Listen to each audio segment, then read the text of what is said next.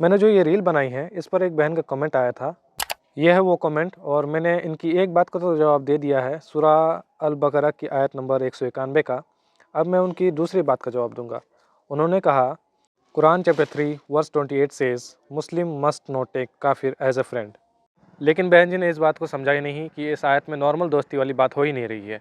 इस आयत में औलिया लफ्ज़ आया है। औलिया लफ्ज़ का मतलब फ्रेंड नहीं होता है, एलाइज होता है। आप चाहे तो गूगल करके पता कर सकते हो कि एलाइज में और फ्रेंडशिप में क्या फ़र्क होता है। लेकिन कभी कभार हिंदी और उर्दू ट्रांसलेशन में इस वर्ड का ट्रांसलेशन दोस्त कर दिया जाता है। जबकि मैं आपको यहाँ पर समझा देता हूँ कि इस आयत में लफ्ज़ औलिया आया है और औलिया का मतलब नॉर्मल दोस्त, रिश्तेदार या नेबर नहीं होता। अरबिक में औलिया का मतलब होता है सरपरस्त, लीडर, प्रोटेक्टर या दीनी आइडियोलॉजिकल एले। यही लफ्ज़ सूरह तौबा की आयत 23 में भी आता है, जहाँ कहा गया है कि अगर माँ बाप, भाई बहन दीन इस्लाम को नहीं मानते, उनके मुखालिफ हो जाते हैं, तो उन्हें अपना औलिया ना बनाओ। और ये मैं प्रूफ के साथ बता देता हूँ कि यहाँ पर औलिया लफ्ज़ का मतलब नॉर्मल दोस्ती से नहीं होता है। क्योंकि अगर औलिया लफ्ज़ का मतलब नॉर्मल दोस्ती होता तो कुरान खुद कॉन्ट्राडिक्ट हो जाता।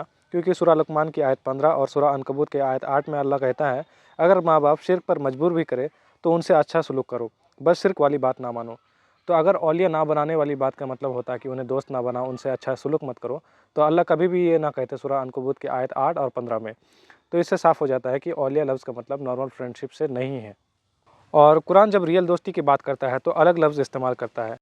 इस बात को आप ऐसे भी समझ सकते हो कि सूरह अल-मुमतनह की आयत 8 और 9 में क्लियर है कि जो लोग आपसे दीन के बारे में नहीं लड़ते और ना ही आपको घरों से निकालते हैं और ना ही आपके निकालने में औरों की मदद करते हैं, तो उन लोगों से एहसान करने और इंसाफ से पेश आने से अल्लाह मना नहीं करता।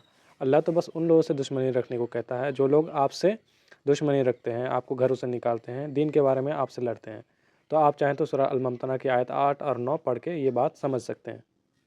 तो कंक्लूज़न ये निकला कि कुरान चैप्टर 3 की वर्स 28 का मतलब ये नहीं कि नॉन मुस्लिम से दोस्ती, रिश्ता या अच्छा सलूक मना है, बल्कि मतलब ये है कि अपनी दीनी और आइडियोलॉजिकल लीडरशिप उनके हाथ में मत दो। Okay okay okay okay okay मेरे बच्चे शांत शांत हो जा, मेरे बच्चे शांत हो जा। इतनी तकलीफ मत ले, मुझे तकलीफ होती।